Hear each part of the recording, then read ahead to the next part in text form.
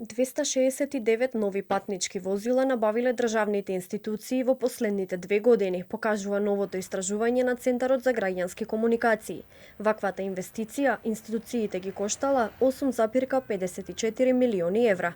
Според истражувањето, нови возила набавиле 44 институции, а склучени биле вкупно 72 договори за јавни набавки. Најголем дел, односно 1/3 од возилата, биле од марката Шкода.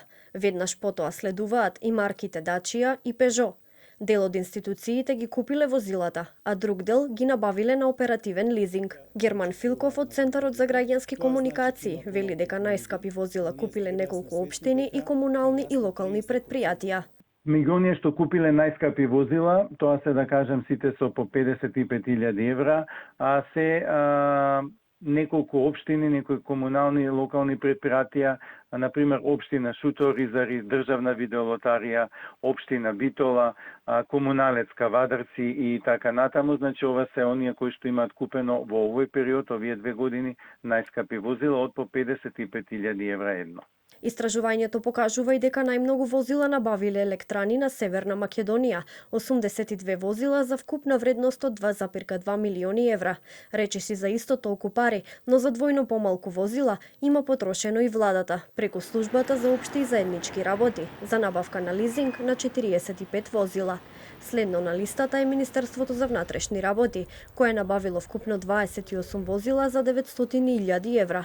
По повеќе од половина милион евра за нови возила потрошиле Агенцијата за национална безбедност за набавени 23 возила и водостопанство за набавени 15 возила. На дури 70% од овие набавки имало само по една понуда. Највисок број на добиени понуди на еден тендер бил 3, но такви имало само во 4 постапки.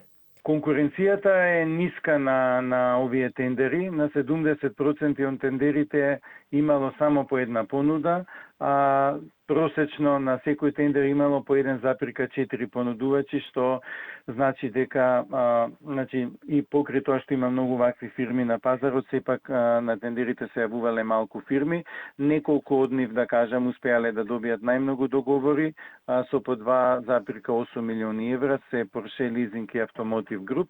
Меѓутоа и некои други се јавуваат меѓу, да кажам, овие што имаат добиено повеќе договори, како што се Euroimpex, Јосифов, Делукс Ауто и така натаму. Инаку Центарот за граѓански комуникации објави истражување во 2022 година, кое покажа дека во периодот од 2020 до 2022 година државните институции купиле 142 нови возила, за кои платиле 3,6 милиони евра.